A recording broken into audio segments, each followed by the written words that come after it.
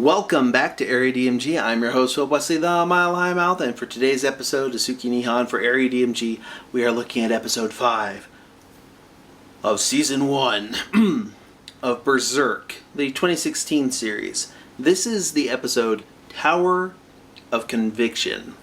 We're introduced at the beginning of this episode to Isidoro, a child runaway thief that we saw in the first episode, etc.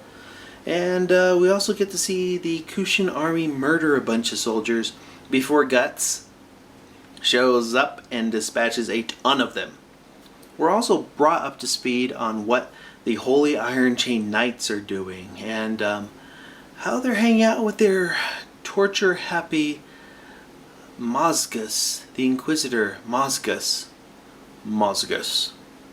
And, oof, that's rough. Well, not for the Holy Iron Chain Knights, but for the little village of, quote, heathens, end quote, that have the unfortunate position of being outside the monastery. You see, we're shown a little bit more about what's happening with Lady Farnese and Mozgus as they catch a mother trying to steal food to feed her starving child. So Mozgus is touched by her devotion to God and decides that it's time to take the child into the monastery to be taken care of. And then the mother will most likely be tortured to death in an exceedingly gruesome way because they step into a little red room that would make Anastasia Steele Quince and I forgot the name of the character in that book. The Edward stand-in. I was making a joke about 50 Shades of Grey, but yeah, nothing. Just whoop, gone. Oh, Christian Grey. That's the character's name. It's in the name of the book.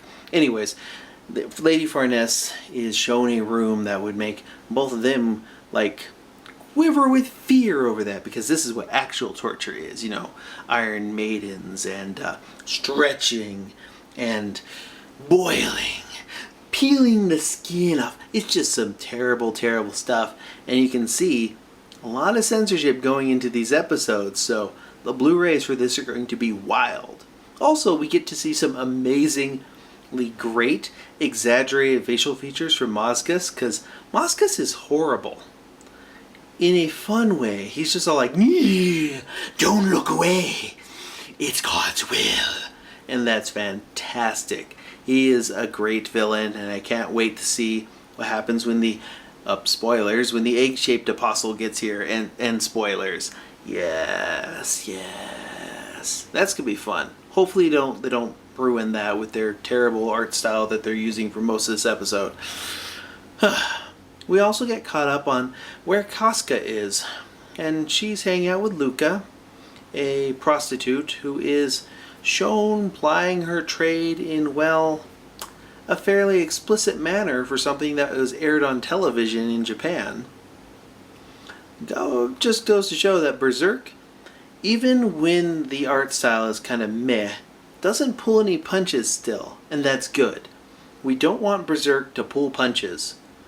I mean, we've already seen some differences from the manga and such, but we got the horse scene, and we have scenes like this in here. And that makes me happy, because it means that they're trying, at least, to be somewhat true to the comics. So, yes. Seriously, this show, it wouldn't be Berserk if it wasn't full of gore and sexual content and so much more. So not safe for work. Anywho, we're shown back to Isidoro catching up to Guts, and then they're attacked by ghouls and wheels. Kind of like Return to Oz, the wheelies from those. No, not kidding. No, these are actually more like they're in torturers' wheels, and they died hating. So they're essentially commenting about the situation while they're fighting, and it's awesome, and it's pretty rad, and I can't wait to see what happens in the next episode. So far, I'm liking this series. A lot of people were very turned off by the first episode and by the art style, but go ahead and stick with it. It's on Crunchyroll. You can pretty much watch it for free. Or if you get a Crunchyroll account, you can watch it when it day and date when it airs in Japan. Pretty much, those simulcasts are pretty awesome. But yeah, I like this show. What do you think of this episode? Hit those comments below and let me know what you thought of the episode. Hit that thumbs up if you haven't already. Be sure to like us and make sure you subscribe if you haven't already. And until the next video comes out, you are now caught up.